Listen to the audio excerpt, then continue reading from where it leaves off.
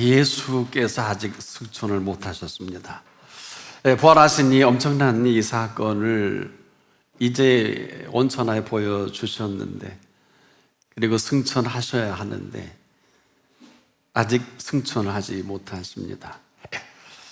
오늘 이 본문에 보니까 예수님이 부활하신 이후에 구체적으로 세 번째 제자들 앞에 나타나십니다.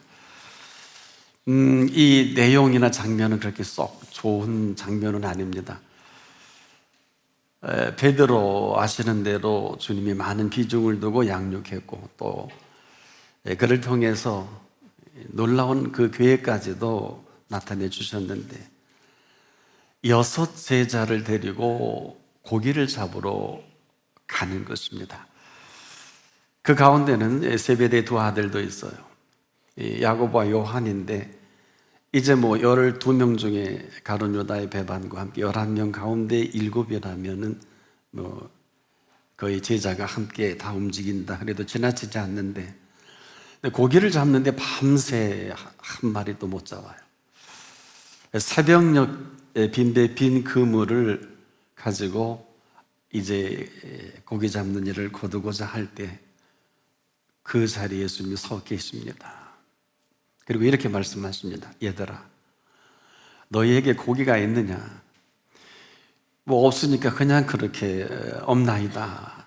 그런데 바로 이 얘기가 끝나자마자 그물을 배 오른편에 던지라. 그리하면 얻으리라. 없으니까 그냥 그대로 그물을 배 오른편에 던지는데 어마어마한 고기들이 잡히게 된 것입니다. 그런데 놀랍게도 이들은 전혀 예수님이신 줄 몰라요. 사려 깊은 사도 요한이 얼른 알아보고 베드로에게 주님이시다. 그제서야 겉옷을 입고 맞이하는데, 이 어마어마한 큰 고기만 153마리가 잡혀지게 되는 것입니다. 그런데 더욱 놀라운 사실은 이들이 이렇게 신나서 고기를 거둘 때 예수님은 숯불을 펴놓으시고 떡과 고기를, 생선을 그 위에 구워 놓으신 것입니다. 그리고 제자들 앞에 지금 잡은 생선 어서 가져오거라. 그리고 함께 구워서 그 제자들과 함께 조반의 만찬을 즐겼습니다. 자, 이렇게 된 이후에 오늘 본문은 이렇게 분명하게 얘기합니다. 저희가 조반을 먹은 후에, 자, 근데 이 조반은 우리가 생각하는 간단한 식사가 아니라 밤새 그 노동으로 배고픈 그 제자들과 예수님, 숯불에 떡과 그 생선을 얹어서 아마 실컷 먹었을 겁니다. 배고프니까. 그리고 나서 뭔가 이렇게 보여주고 느껴진 그때 예수님은 오직 한 사람의 시선을 떠나지 못합니다. 그 사람에게 이렇게 말합니다.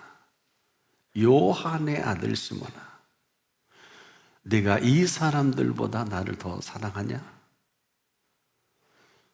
아마 이 표현에 이 사람은 심장이 멎을 것 같은 이러한 심정이었을 것입니다. 아는 대로 요한의 아들 시몬아, 이 사람들보다 내가 나를 더 사랑하느냐? 베드로라고 부르질 못해요. 그리고 고기를 잡고 나선 이 베드로인데, 자, 부활하신 예수 그리스도를 만났으면서도 이 6 제자와 함께 이곳에 고기를 잡으러 와서 또 고기를 잔뜩 잡게 되는 것입니다. 자, 그런데 이렇게 해서는 안 되는 것이 아니라, 심지어 이 고기 잡는 이 일까지도 그물을 배 오른편에 던지면 될 일입니다. 이게 무슨 말씀일까요? 그래서는 안 되는 것이 아니라 부활 이전에도 사실 이것은 익숙한 누가복음 5장 1절로 11절에 그때 그들이 밤새 빈 그물로 새벽녘에 그물을 거둘 때 베드로에게 깊은 데로 가서 그물을 내려 고기를 잡으라. 이 사건을 근거로 해서 그들이 배를 버려두고 예수님을 쫓게 되는 거 아닙니까? 그런데 아직도 그 버릇을 고치지 못한 사람들입니다. 그때는 이렇게 말했어요, 베드로가. 주여 나를 떠나소서. 나는 죄인입니다.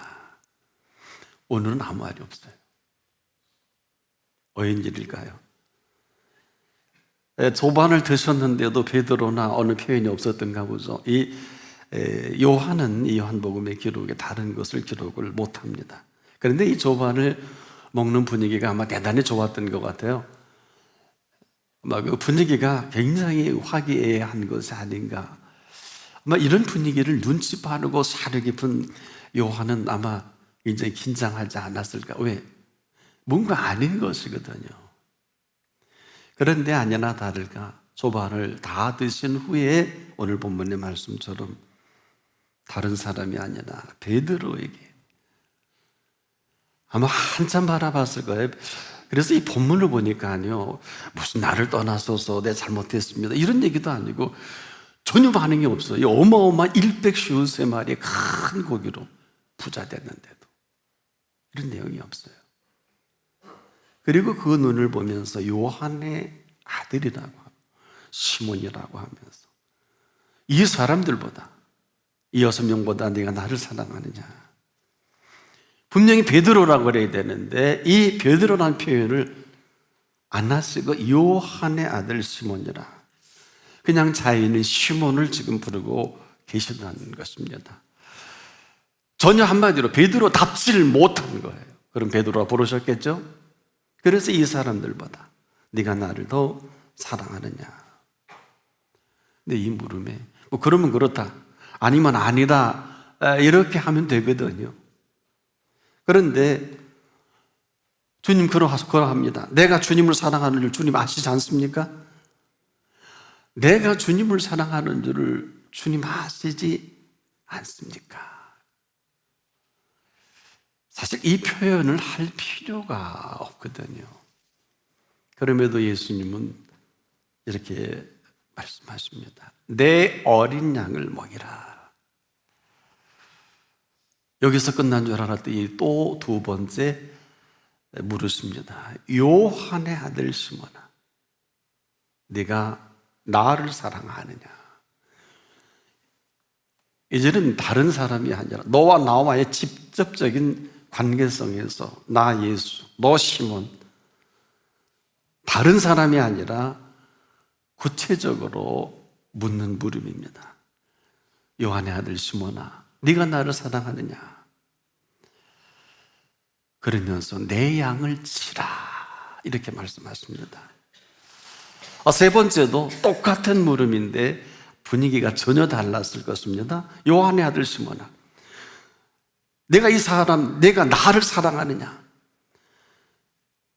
이때 베드로가 근심하면서 주님 모든 것을 아시오매 내가 주님을 사랑하는 줄을 주께서 아십니다. 그러니까 예수님이 내 양을 먹이라. 여러분, 이렇게 반복적인 물음과 반복적인 대답을 할 때 사실 이 분위기는 대단히 아마 긴장과 긴장의 연속이었을 거예요. 베드로라 부르지도 않죠. 요한의 아들 시몬이라 그러시죠. 그러면서 이 베드로의 문제를 문제시하지 않으시고 이 상황을 정확하게 물으시고 분명한 답을 하시는 이 예수님.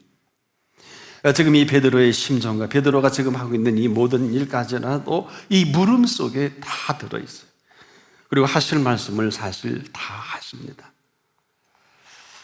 참 역시 예수님이시다 싶은 것은 지금 문제가 심각한데도 이 모든 문제가 문제이기보다는 지금 이 베드로가 움직여 나가는 그 움직임을 따라서 그 멈춰 있는 그 자리, 거기서 다시 말씀하신다는 거예요. 자, 이 어마어마한 고기 잡은 얘기 한마디 정도 해줄 수 있는데 이 예수님과 베드로의 대화는 153마리를 한마디라도 언급해 줄만 하신데 전혀 이 주제는 고기 얘기가 아니라 네가 나를 사랑하느냐라는 이 물음입니다. 그것도 요한의 아들 시몬을 지금도 내가 사랑하고 있는데 지금 너는 누구냐? 이렇게 묻고 있습니다. 고기 잡은 이야기는 전혀 언급하지 않아. 아마 이 문제가 베드로를 굉장히 당혹스럽게 했을 것입니다. 그리고 요한의 아들 시몬이라는 것은 3년의 공생애가 아무것도 아닌 것이 되어버린 자연인 시몬. 내가 너 베드로를 만들어 놓았는데 그럼 베드로가 불러야 되지 않겠습니까? 요한의 아들 시몬아, 지금 너는 어디서 무엇을 하고 있느냐라는 물음이기도 합니다. 이것은 지금 잘못됐다, 아니다 이런 얘기가 아니라 도대체 너는 누구냐라는 거예요. 지금 이렇게 큰 물고기 153마리나 잡히게 한 이 이야기는 전혀 언급이 없어요. 우리가 제일 관심 있어 하는 부분 아니겠습니까? 빈 배에 빈 그물을 채워놨는데 도대체 이 말씀을 한 번 정도 하실만 한데 부활하신 이후에 세 번째 만나시는 제자들 앞에서 구체적으로 베드로에게 묻는 이 물음이 과연 어떤 물음일까요? 부활하셨는데 승천하지 못하시고 이 물음 속에 나는 너에게 있어서 누구냐? 즉 많은 사람들이 내가 한 그 모든 사랑을 짓밟고 사랑을 죽여 없앴는데 지금 이렇게 다시 살아난 이 사랑으로 내가 지금 네 앞에 서 있지 않느냐, 이런 물음이기도 합니다. 그러니 이 사랑에 너는 지금 답을 해야 되지 않겠느냐? 보세요. 네가 원하면 153마리 문제가 아니라 이보다 더한 것까지라도 내가 하지 못할 게 어디 있겠느냐? 왜냐하면 보세요. 이렇게 153마리 어마어마한 이 고기를 잡아 7 제자가 얼마나 흥분했겠습니까마는 그 옆에서 숯불에 고기를 구워 놓으시고 떡 올려 놓으시고 그리고 이들의 흥분이 가라앉기도 전에 지금 갓 잡은 생선을 가져오거나 그리고 먹자. 사실 여러분 어떠십니까? 이 숯불구이라는 게 일반 열기구하고는 다른 것이 수천 도를 순간적으로 올릴 수 있어서 생선이나 고기를 굽는 이 과정이 탁월한 맛을 내는 과학적 일이기도 하죠. 숯불, 그래서 숯불 유명하지 않겠습니까? 그런데 저는 참 개인적으로 놀라운 거는 아니 한 번 정도 내가 아까 요한의 아들 시몬이라 그랬는데 너 왜 베드로라고 못한지 이렇게 묻는다든지 그래 고기 잡아먹겠다고 왔는데 잡은 소감이 어떠냐 좀 물어줘야 되잖아요. 여러분 이 숯불을 펴놓고 먼저 고기를 넣으시고 떡도 구워 놓으시고 잡은 생선까지 갖고 오셔서 이거 완전 파티예요, 파티. 한 번을 질타하는 거나 문제를 문제시 하지 않는 이 예수님은 도대체 누구실까? 좀 개인적으로 많이 궁금합니다. 배 일어나고 이제 실컷 먹은 다음에 베드로를 향해서 요한의 아들 시몬아, 네가 이 사람들보다 나를 더 사랑하느냐? 이건 이 고기 잡은 이 사건은 묻지도 않고 문제 삼지도 않으시면서 이 풍요로운 주님의 이 사랑의 식탁을 실컷 즐기고 나서 그 어떤 얘기도 아니고 내가 요한의 아들 시몬이라 할지라도 나는 문제 삼지 않고 시몬인 네가 지금이라도 내가 너를 사랑하는 이 사랑에 답을 하라. 그러니까 이렇게 묻는 거 아닙니까? 사실 이 사랑을 이야기한다면 3년의 공생애를 통해서 12제자는 많은 사람들에게 이미 사랑해 주셨고 그 사랑으로 살아가게 한 이 주제가 있지 않겠습니까? 아마 그 사랑을 다시 생각하면서 베드로의 반응을 기다리신 게 아니냐. 그리고 그 사랑이 분명하면 내 어린 양을 먹이는 게 맞지 않겠느냐. 어린 양. 한마디로 그 꼴을 먹은 사랑을 표현하신 거거든요. 내 어린 양을 그냥 먹이지 말고 내가 내게 준 그 사랑으로 어린 양을 먹이는 게 맞다. 계속 반복해 물으십니다. 이 물으시는 사랑, 이것은 지금 이후로라도 우리가 움직일 수 있다면 그 움직이는 그 움직임의 그 현장, 오늘도 거기를 찾아주셨잖아요. 사실 저나 여러분, 우리가 뭐 산다고 하지만 모든 삶의 동선은 우리가 사랑하는 그곳에 있어요. 우린 때로 느끼기도 하고 느끼지 못하기도 하지만은, 공부를 좋아하는 사람은 공부하는 자리에 있을 것이고, 돈을 좋아하는 사람은 돈 벌기 좋아하는 장소에 밤에서도 굶고서도 거기 자리에 있을 거예요. 그렇지 않습니까? 뭐 우리가 굳이 설명하지 않더라도 이 시간 이후로도 저와 여러분의 삶의 반경은 우리가 가장 사랑하는 그곳에 있단 말이에요. 그래서 내 양을 치라. 양을 치는 게, 움직이는 게 중요한 게 아니라, 우리가 이렇게 움직여서 뭔가 하려고 하는 이것도 훌륭하겠지만은 그것이 먼저가 아니라 그 사랑으로 움직여라. 사랑이 가는 곳까지 가라. 이는 내가 너를 사랑한 그 사랑으로 움직이게 했는데 지금 너는 어떻게 움직이고 있느냐. 어떤 행보보다도 그 사랑이 먼저입니다. 자, 다시 한번 정리를 해볼게요. 우리가 정말 그 사랑할 분을 사랑한다면 그 사랑해 주시는 그분이 우리의 가야 할 길을 인도해 주시겠죠. 그게 길이지 않습니까?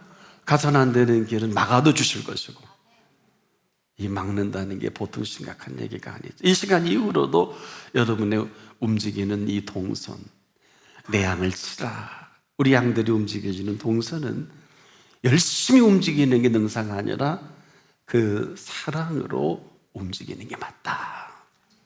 사랑이 먼저입니다. 요한의 아들이라 할지라도 그 사랑만큼은, 내가 너를 사랑하는 사랑은 바뀌는 것도 아니고, 이제라도 네가 나를 사랑한다면 이 받은 사랑으로 내 양을 치거라. 그래서 내 양을 치라 하셨지 않겠습니까? 한마디로 사랑의 움직임이에요. 지적할 것 같고 말씀하실 것 같은데 이렇게 정리를 합니다. 거기서 너 이럴 수 있느냐? 왜 왔니? 내가 이렇게 고기 잡고, 이런 얘기가 아니라 거기서 다시 그 사랑을 물어요. 참 이것은 오늘 저와 여러분에게도 심각한 질문이 아닐까. 움직이는 게 먼저가 아니라 우리 일이 먼저죠. 일을 처리해 놓고 하나님의 뜻을 물을 때가 많은데 이건 아니라는 거예요. 저질러 놓고 수습하는 것은 인도가 아니죠. 자, 우리는 아이는 어머니를 보고 따라하잖아요. 학생은 선생님을 보고 따라하고, 제자는 스승을 보고 따라 움직이지 않겠습니까?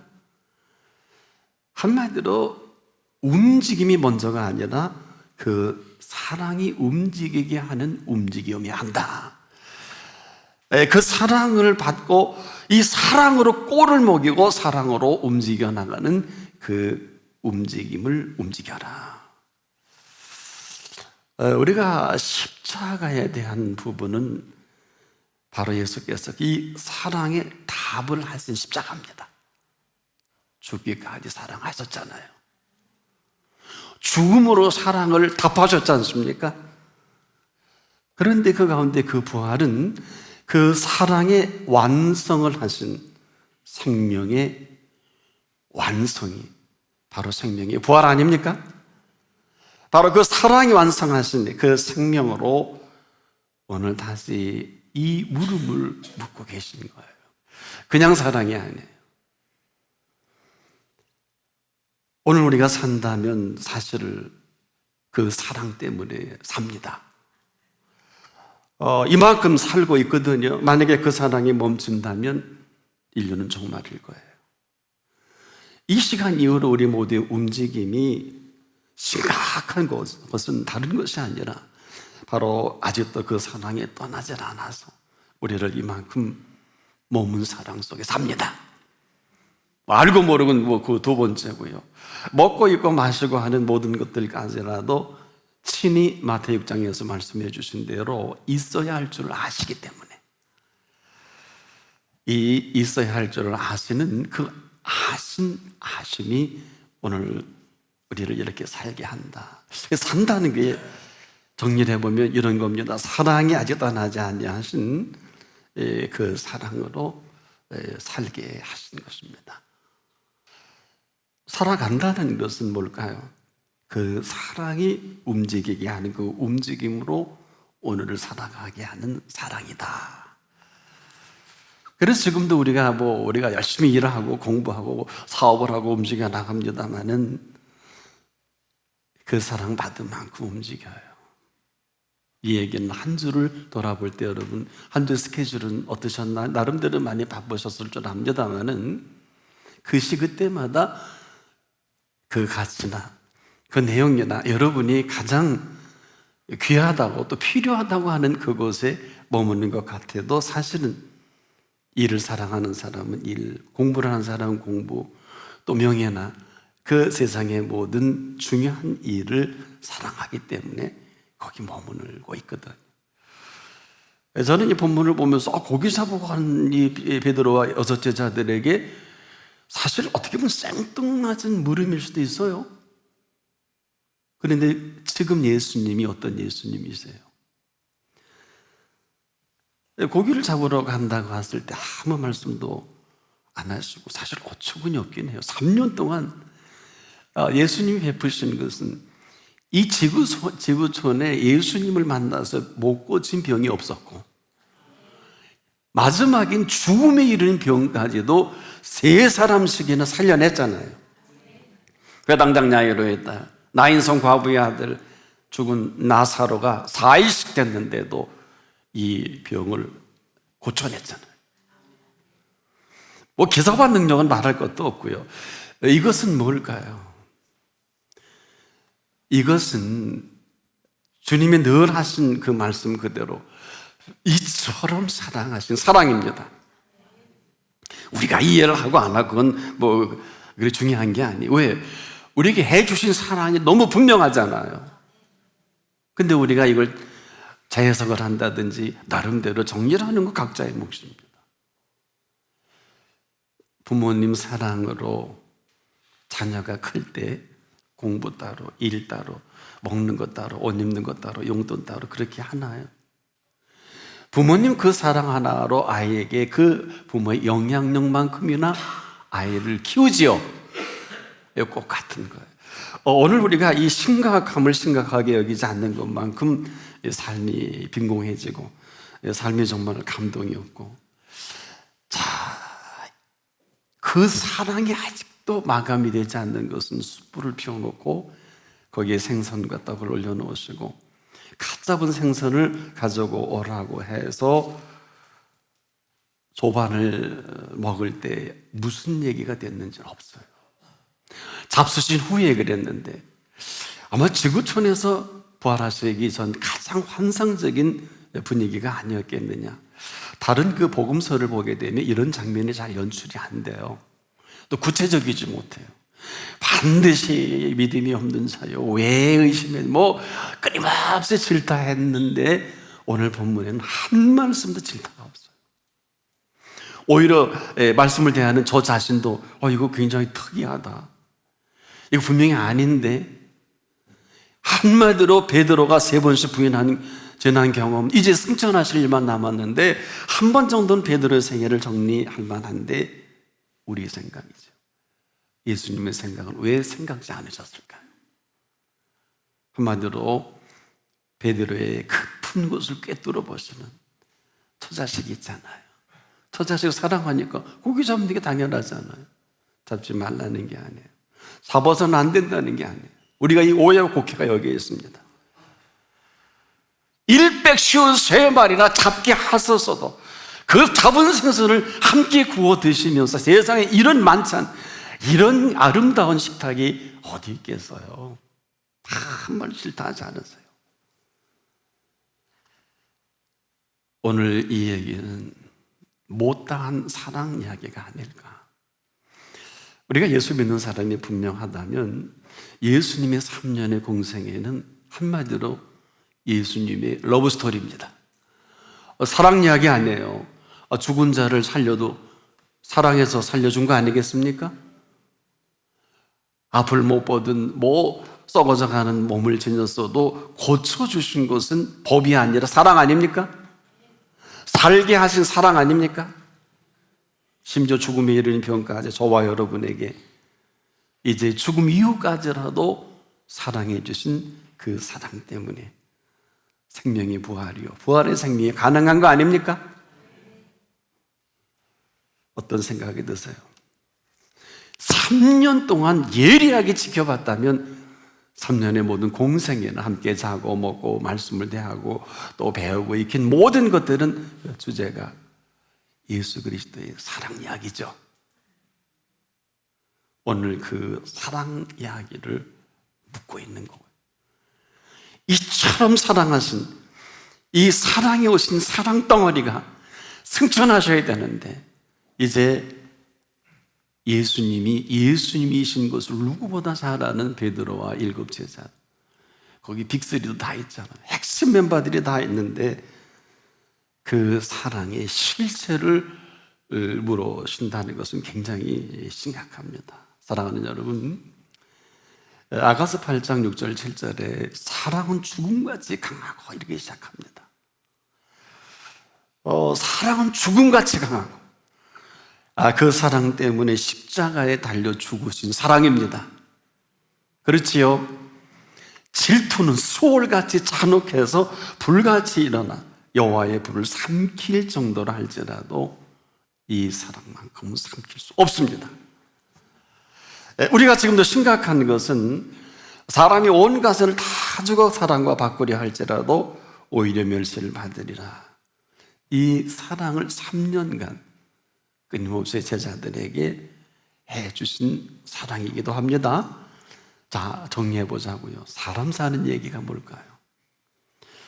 사람 사는 얘기를 한마디로 정리한다면 그 사랑이 살아가는 사랑 이야기다. 남녀가 부모를 떠나 한 몸의 이를 찐 데 비밀이 크다 그랬잖아요.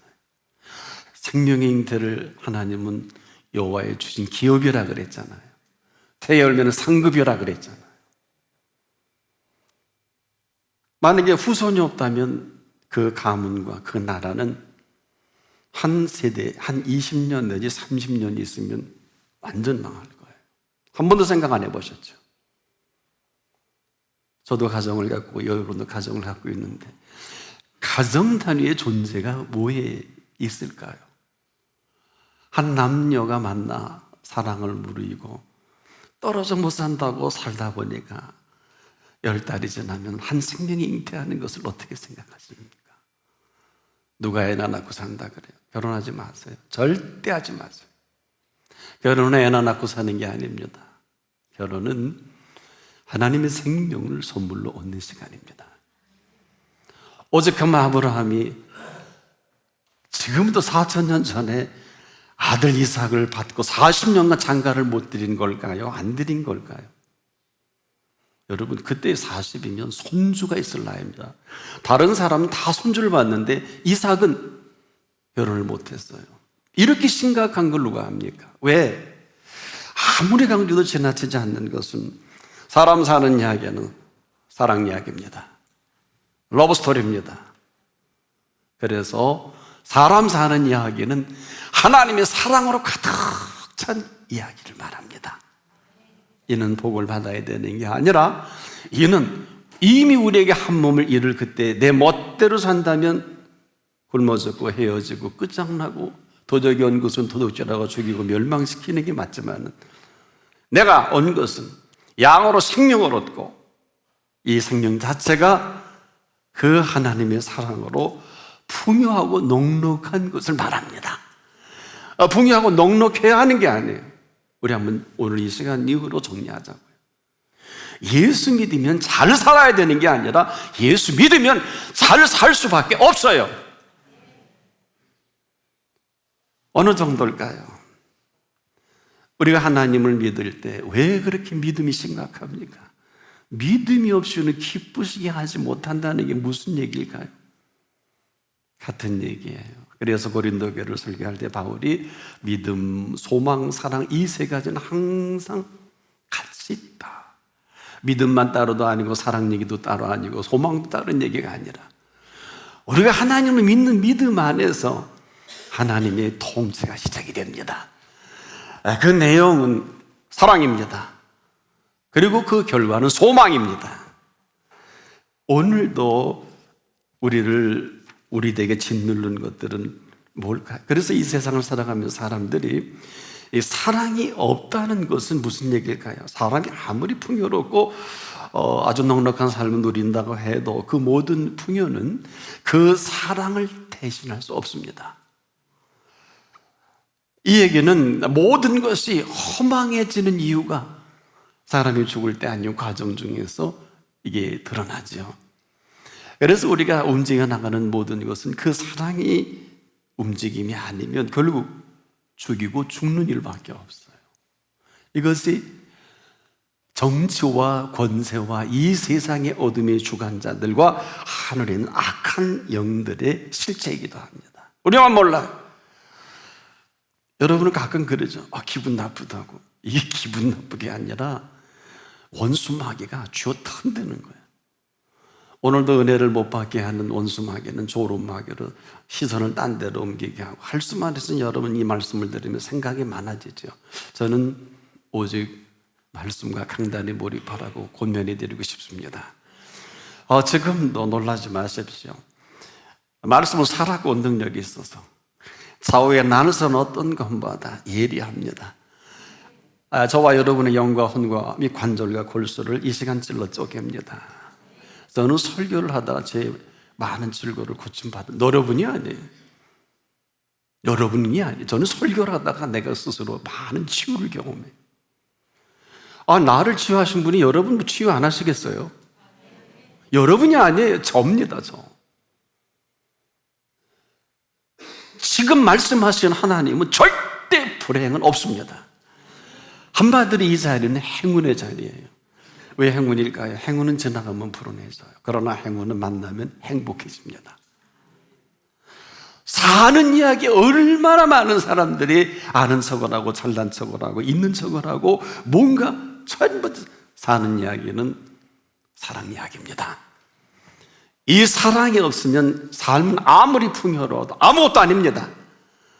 바로 오늘 이 시간부터라도 우리가 그 사랑에 응답할 줄 안다면 그분이 우리의 모든 것이 되십니다. 그래서 우리가 지금도 앞서가지만 앞서가는 거 교만이고요. 뒤처지지만 뒤쓰러지는 고만이에요.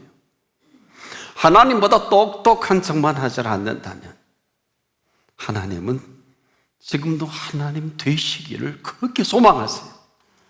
보세요. 사람으로 할 수 없는 일이 얼마나 많아요. 그런데 예수님은 뭐라 그랬어요? 하나님은 그렇지 않다.